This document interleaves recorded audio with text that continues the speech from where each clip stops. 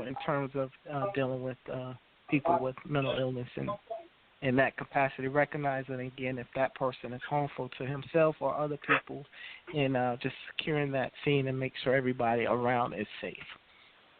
Yeah, definitely. And Dr. Roy, you mentioned something about women experiencing addiction differently than men, and I had never actually thought about that until I glanced at your article. What do you mean exactly by that, and how do you find them to experience addiction differently? Yeah, so I actually, I think when it was a Women's History Month or Women's Health Month, I think that was April, May, I wrote a piece in Forbes about women and addiction and how women deal with, or how addiction impacts women differently than men. There's some genetic components, but really it's biology, it's physiology, it's a history of trauma in women that can sometimes then lead to either mental illness or substance use disorders. Like let's take, for instance, alcoholism or alcohol use disorder. Women who drink heavily, they develop organ damage, like liver damage and brain damage, at a more rapid rate and to more greater severity than men. That's just one example. There's plenty of other examples as far as data where how the opioid crisis, for instance, has impacted women. I think in the last few years, there's been a 400% increase in the number of in opioid-related overdoses and deaths in women versus, I think, like a 237% increase in men. So these are just we need to be mindful that these differences exist and make sure that both men and women get very specialized and compassionate, sensitive care, again, an evidence-based care that they need and deserve. Now, Dean, my partner in crime, is actually involved in the prison system there in the New Jersey area. I was just curious, Dr. Roy, what were some of the things that surprised you when you did the work with the women at Rikers Island? I mean, we all know Rikers Island as being a very historical prison and everything, but I imagine that being your first time going into that kind of work environment, it must have been some very learning kind of experiences that you had there. So I was just wondering, what were some of the things that shocked you and surprised you and that you learned while you were doing the work with the women there? Yeah, no, that is a great question because, again, I trace back to what I said earlier about how, look, I'm so fortunate to have experienced the training that I have, the very specialized and intense medical training that I've gone through at excellent institutions. That said, I never learned about homelessness. I never learned about correctional medicine and incarceration and poverty. And frankly, all of these social situations directly impact health. And excuse me. So one of the things that I learned when I went to Rikers Island, one of the jokes I make when I give presentations all over the country about addiction and incarceration, one of the lessons jokes I make is, it's not even really a joke, but everything I knew about Rikers I learned from years and years and years, ... of watching Law and Order. And, you learn very quickly that there is no DA Jack McCoy who's going to swoop in and save the day. I learned very quickly that, if you weren't traumatized before you got to Rikers, you sure as hell will be once you get there. No matter what side of the bars you're on, whether you're incarcerated or if you're a correctional officer, because many of them come from the same neighborhoods as the people that are incarcerated. Another lesson that I learned was that the women that are behind bars at Rikers, over 95% of them have some type of trauma history, physical, sexual, verbal, and it's a series of circumstances built-in trauma that led them to their current situation of being behind bars, and so I think it's so important for the staff that work there, from the medical staff to the correctional staff, the wardens, to be trained in trauma-informed care, the way that they deal with the men and women behind bars. It's so important to be very mindful of the way they speak, how they speak, when they're yelling, and there's so much yelling going on. All of these things are highly traumatizing and re-traumatizing to the men and women behind bars. And so it's very important to be mindful of how we as professionals conduct ourselves. Because one of the things that I'm curious to hear from all three of you, and then I want to bring Dean into the conversation as well, is that you talk about homelessness as well, and it seems to me that as a society, whether that's police officers, whether that's doctors, whether that's just common citizens, we don't really have an understanding of homelessness. I mean, we know that it's a big issue. We know there's a lot of folks that are homeless, including some folks that are I see some homeless people that literally are living just down the road from where you did your training at Duke University, and they'll tell you their story. Some of them you don't know how much of the story is true, because some of them may be claiming that they were professionals or had other kind of careers. May be true, may not be true, because you can't really gauge at the time that you're having these initial conversations totally. But I was just wondering, from all of your perspectives, what can we do better to address the issues around homelessness? Because, I mean, it's like you said, Dr. Roy, it's a medical issue, but it's also a community issue. Yeah, let me address this. Take a tackle at this. Well, I'll tell you what I learned. I learned many lessons when I became a primary care doctor to homeless men and women. And again, they just never teach you any of this when you're going through medical training. And one of the lessons I learned very quickly is that this could easily happen to any one of us. You know, it's either one circumstance of trauma or tragedy, or a series of them that leads people to, find themselves in a situation of homelessness. And sometimes it's transient, sometimes a house burned down, or it's chronic homelessness over time, and sometimes it's also generational. And look, it's very complex. People that are homeless it's a heterogeneous population, from young teenagers who run away from home to homeless veterans, to the frail elderly, to domestic violence survivors. It's a wide variety of men and women. And by the way, let me also add that these are men and women who, some of them are highly educated. Some of my patients had PhDs. Some of them were lawyers. So the key message or lesson that I learned was just don't judge.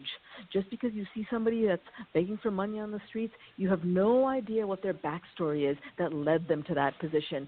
So again, it goes back to what I said earlier and the lesson that I learned, which is let's just treat people with respect, give them care that they deserve and they need. Sometimes just listen to people, just make eye contact, say hello. You know, people, some of my friends think, oh, if I start telling them they're going to beg me for money, don't even go there. Most of my patients, their biggest concern was that they just felt ignored.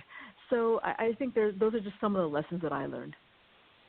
Yeah, because you bring an interesting point, because I know that even in some of the public buildings, a lot of times people will beg and they'll continue to beg, and then they'll eventually get trespassed, and then that brings them into the into the legal system and everything. So from Humphrey and from Dr. Al, what has been some of your thoughts on the homeless population? Because they are part of our society, but they're a part of society we don't know how to address. So what, from a policing standpoint, what do you tell folks to do if they run across folks that are constantly panhandling or constantly asking for money in one form or fashion? Yes, well, one of the first things I do is I tell people to, as the doctor said, just be cognizant that they are or have gone through some type of a struggle that has put them into this position. That struggle could be a mental struggle. It could be something that went on with their life, their families, their careers, whatever the case may be, and understand that they are human and that we have to look at them as such and treat them as such, not just as a quote-unquote homeless person with all the stigmatism that goes along with that, but as an individual that could need just a little help to get over that hump that will put him or her back on track on the life that, that they should lead. So what I suggest is ask them, is there anything you need? Obviously, the ones who are asking for money and things like that, what I do is what I have done in the past is take that individual into some place and buy him a sandwich or buy him a cup of coffee rather than give him the food. And then if possible, talk to them. Find out what is going on. What is the issue?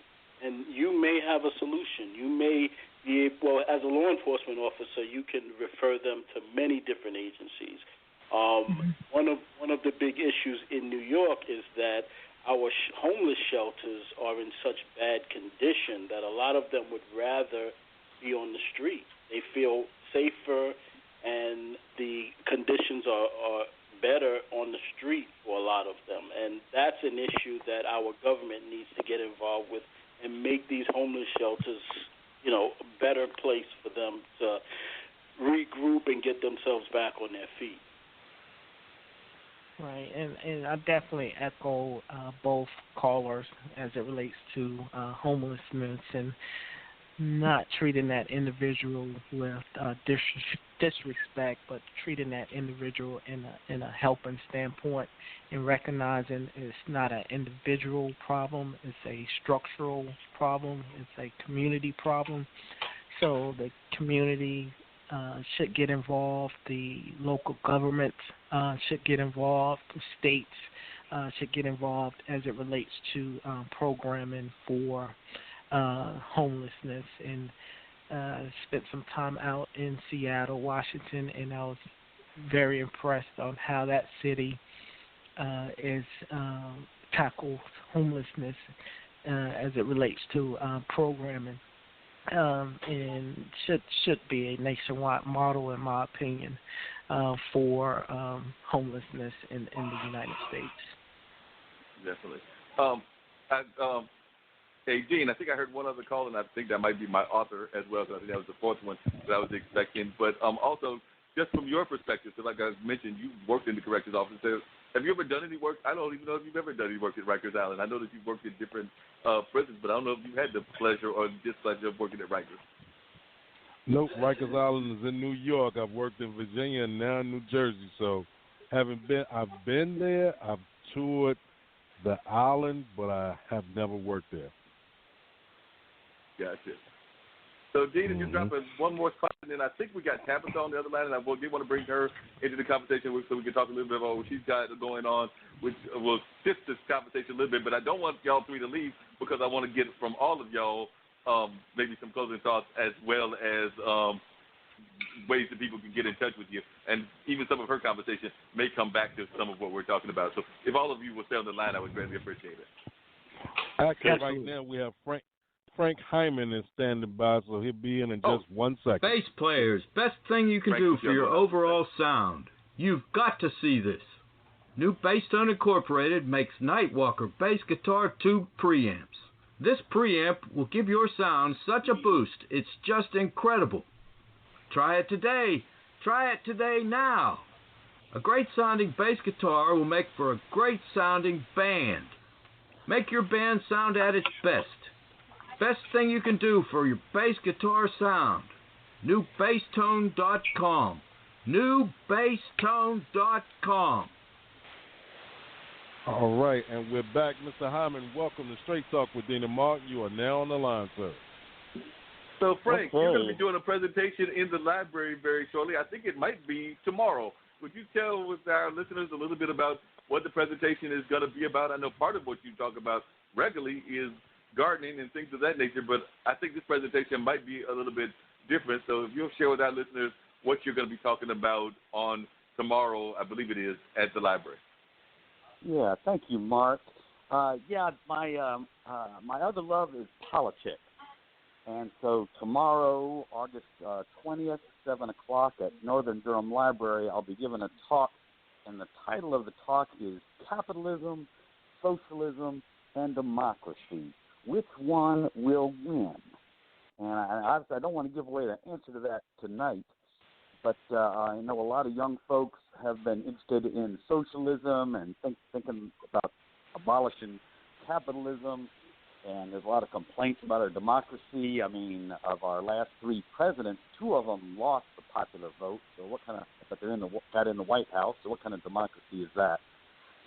So I will be helping people understand what's going on with those three philosophical systems and how I think things are going to shake out and how they can take some concrete actions to help steer things the way they ought to go. But if you don't mind, I do want to offer one small comment on the topic you've been dealing with on mental health issues and addiction, and say that my father was paranoid schizophrenic, and my brother